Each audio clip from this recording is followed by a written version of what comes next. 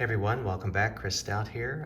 This is kind of a interesting wintertime in Wisconsin set of videos because I'm prepping for upcoming racing season.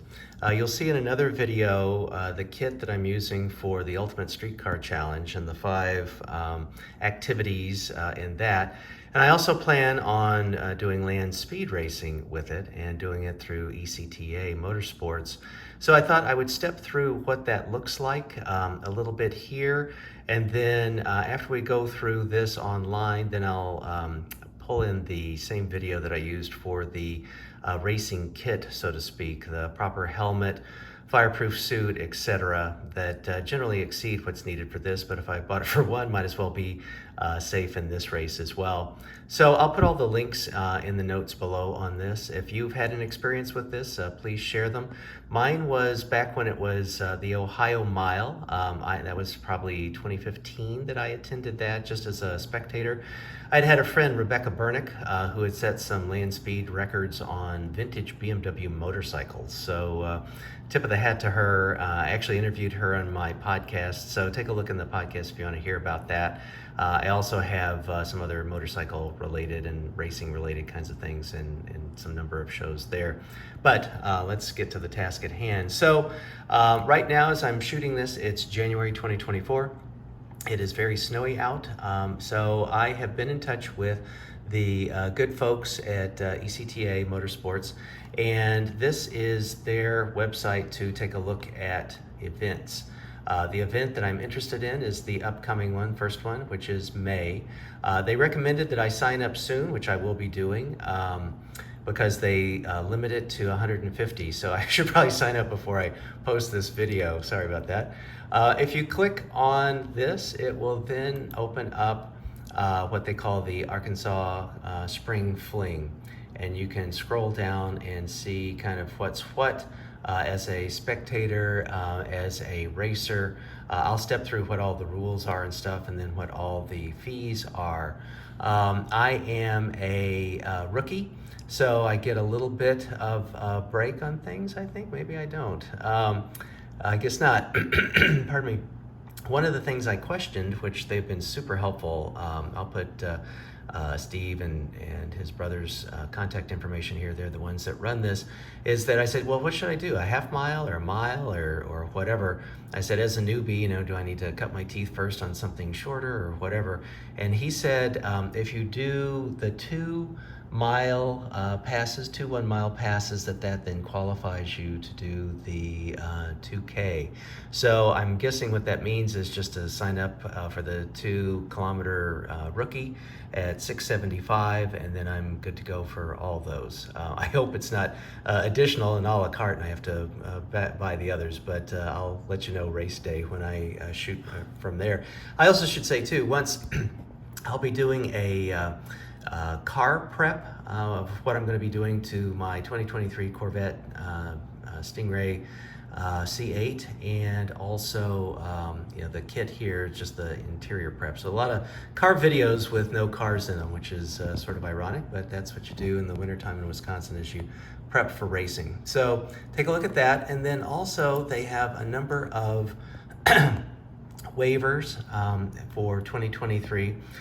So these are hypertext, so you can just click on those, and I'll step you through these in just a second. They're really pretty straightforward, but it's nice they have the website set up very intuitive and elegant to be able to kind of step you through what's what. So let's take a look at those forms. I already have them pulled up. So if you were to click on these, this is the same order. This is just the general stuff. You don't need to fill this out or print it out, but just general kinds of things as to what to expect as a participant, and food and media if there's a problem or anything like that. So it's just very nice and helpful, quick, easy read, one pager. Next up is the medical information form. Again, pretty much straightforward, obvious kinds of things. Very nice, and tip of the hat to them for keeping it simple. All one page, so just print that out, fill it out. These are all things, do these now.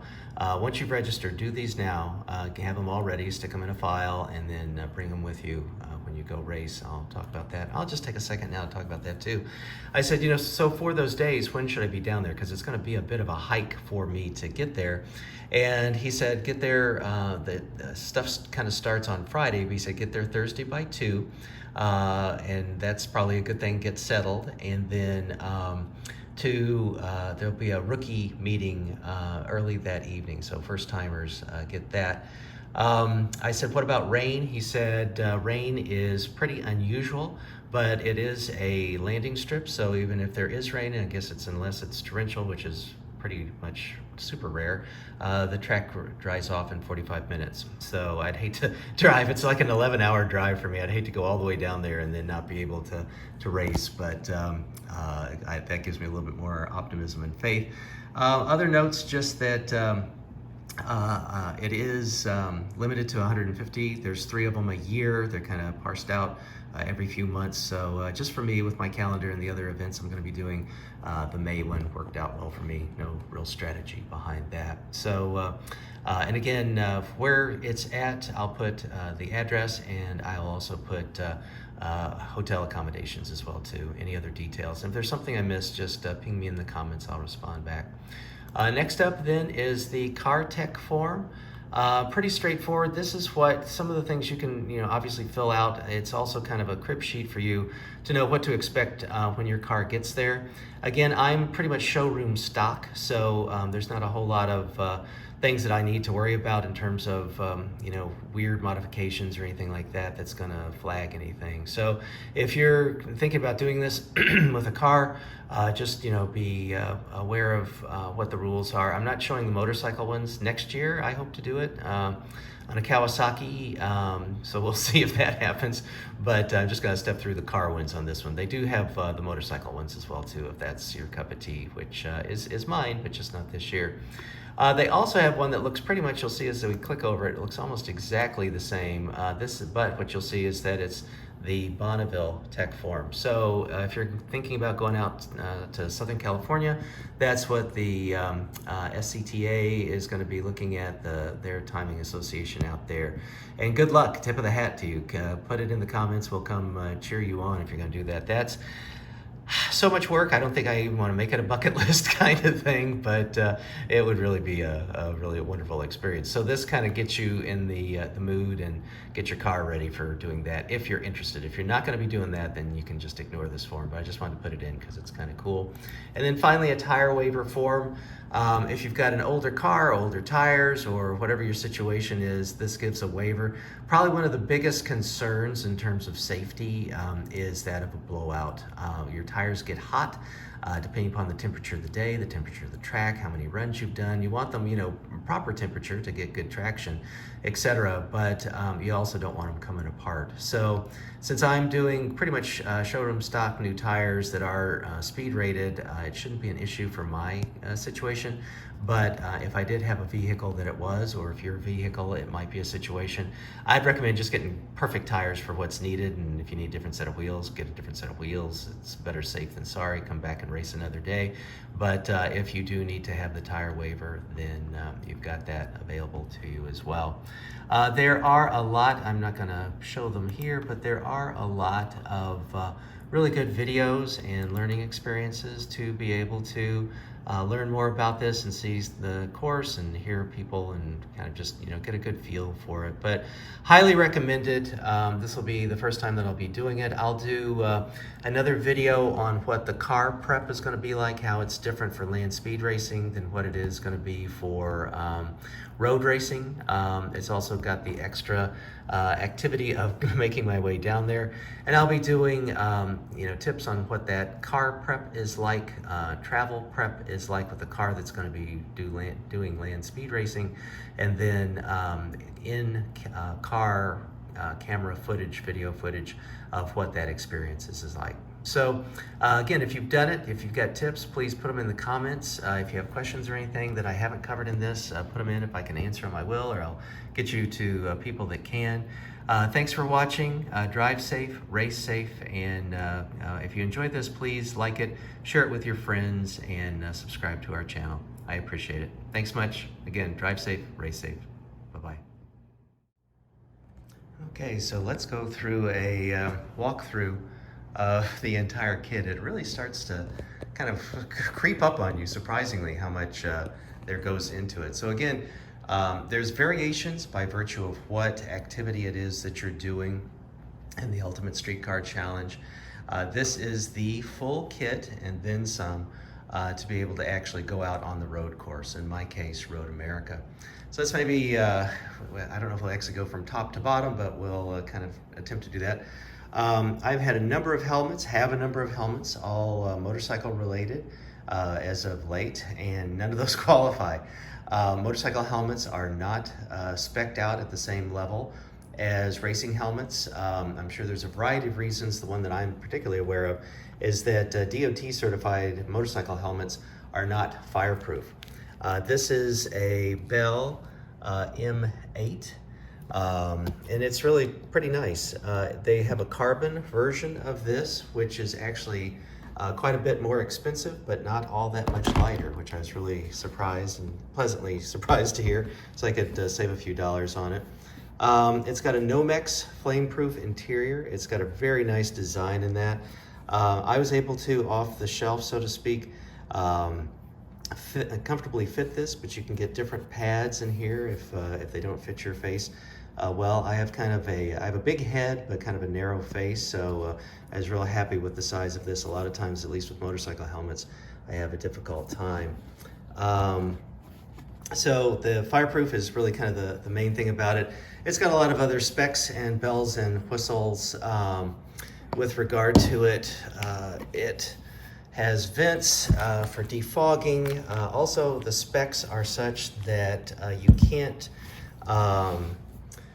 wear an open face helmet even if you have an enclosed car. So that's one of the key things with the rules. And also, as I mentioned, with regard to neck restraints, this helmet, some helmets you have to drill. This is a very affordable helmet. You can spend $5,000 on a helmet. I did not. You can take a look. I'll put North Star's link to their website, and you can talk to the guys, and if you're in the Chicago area, go visit them or look at them online. They very kindly, while I waited, installed this clip in here. You can do it yourself too if you wish, but it'll fit up nicely with the neck harness that you'll see in just a second. Oh, and also, little neat factoid, Kevlar neck strap. Kevlar is always going to be, neck strap that is Kevlar is always going to be in yellow. That's also a nice little feature. So a lot of spec to this helmet. Again, I'll put links in the show notes. There is just a lot going on with this helmet, which is really pretty cool and a great price point. You also need fireproof gloves. Pretty much everything I got is in Sparco. I'm not, I paid for all of this. I don't have any sponsorship, so I'm not biased in any which way other than I like them. And I'm a user, but if Bell or Sparco would like to sponsor me in the future, I'm more than happy to. So Sparco flameproof, fireproof gloves also come in kind of a nice package to keep things nice. Fireproof socks that also meet the FIA standards. A lot of this stuff, Sparco is Italian. I didn't realize that. I'm a old Ducati builder, so that speaks nicely to design and whatnot. Sparco, this is the suit that I was talking about that is the double layer. There's not really a whole lot to show you with that, but that's what it is. It's very comfortable. It's got a nice waist cinch, which is nice. I weigh a little bit under 175. I'm 6'2", and it fit just really nicely. I suppose if you have different dimensions, you can get different sizes and stuff, but this was a very affordable, very nice option. It also comes with a very nice carrying case, if you like, for Trackday. You put your name and your team and whatnot on it, the Italian flag colors, etc. It's got a little zipper for extra kit if you want in there too, which is just all nice, really presents in a nice package. This is OMP's head sock. This is not required. This is one of the little extras that I chose to have. It just makes it a little easier, a little bit more comfortable with getting your helmet on and being comfortable in it. Also, I think actually adds a little shelf life to your helmet since it's you know, the oils and whatnot from your hair and skin and sweat while racing don't permeate into the no-mix materials and stuff. Kind of keeps everything nice. So that's a nice little bonus piece, not required by rules, but for comfort and just longevity and taking care of your gear. This is the neck brace or neck harness. This is by Simpson. Let me just show you the box that it came in, which is, oops, nice. It is carbon fiber, not fake carbon fiber, real carbon fiber. And I can't really demonstrate it on, but you can sort of imagine or envision that these straps go over your right and left shoulder. This then is at your back, and then these loop hooks, which I think you've got good fidelity in this video to be able to see that detail. These then clip in to these in the back that I showed you. They just sort of like snap on and snap off, so that your head, and you can see if I approve, your head and neck and back and spine get a little bit more of a rigidity, or act as a unit together. So your big heavy head and helmet isn't flopping around on a very delicate neck and connected to your spinal cord. So this was kind of a nice thing. Like I said, also, therefore it saved me from having to redo my seat, redo my harness, allows me to run stock seats and stock seat belts to be able to do that and be safe. They also give you a kit of materials and a sticker, which is always fun. So really, this was new to me, familiar with these other kinds of things, but this was a new piece, and I was really glad. Again, tip of the hat to the folks at North Star for being able to educate me around that and save me embarrassment of not having the proper setup when I get there. I also want to shout out, I'll put this in the notes, that John Ruther, who is the founder and owner and president of North Star Motorsports in Lake Barrington, Illinois. It was just awesome. So is Steve Gentile. Those two guys just helped fit me and kind of held my hand through this whole process. And actually, you know, these two guys are just really amazing car guys in general as well too. And John had some great stories about Vic Elford. I had the opportunity to study under Vic Elford when I took my racing course, and Vic was just amazing. Look him up. He's now passed, but he is probably one of the penultimate Porsche racers, Le Mans, etc. What a CV he has. And then finally, we've worked our way down. This is Sparco. Also, I need to race an Italian car next time with all this Italian kit. But this is what I mentioned before. These are leather. It's like a suede leather, which is nice. And it comes up and covers the ankle. So I just kind of really wanted to make sure there were others that do meet the FIA standards. But since Ultimate Street Cars said leather, I didn't want to get there and be embarrassed or have a problem. So you can kind of see all the sizes and specs and whatnot with them. They're not, I wouldn't call them light. I'm a runner and I know what a light shoe feels like, and I wouldn't want to put a whole lot of miles on foot with these, but I think they should be terrific for being on the course and doing the kinds of things I'm going to be doing. So that will wrap it up for this kind of first edition of getting race prepped. I'll also be talking about, as I mentioned, I plan on going to do land speed racing. So I'll be talking about that. It'll be exactly the same kit, so this segment of this video will be duplicated in that. But we'll go over those rules and how all that works. And then also, once I'm on the track, I'll be doing on-track footage. We'll be talking about that. And I'll be talking about, this is the prep for me, I'll be talking about the prep for the car, some of the racing pieces that come separately with the car, about getting those installed, about the downloadable PDF from General Motors, about prepping your car, fluids, and all sorts of things with that. We'll do a deep dive into that and demystify that. So this is exciting. Right where I'm at now, it's pretty snowy and cold, but it's nice to get all this stuff together now, so when the weather does get better and I can start getting out, that I know that everything's all safe and ready for the roads. So drive safe. I hope you enjoyed this video. If so, please subscribe, share it with your friends, like it, and there'll be more coming your way, even though for me right now, when I'm shooting this, it's wintertime, but this is the time to get things in order and organized and learn and register and prep. Thanks, drive safe, race safe.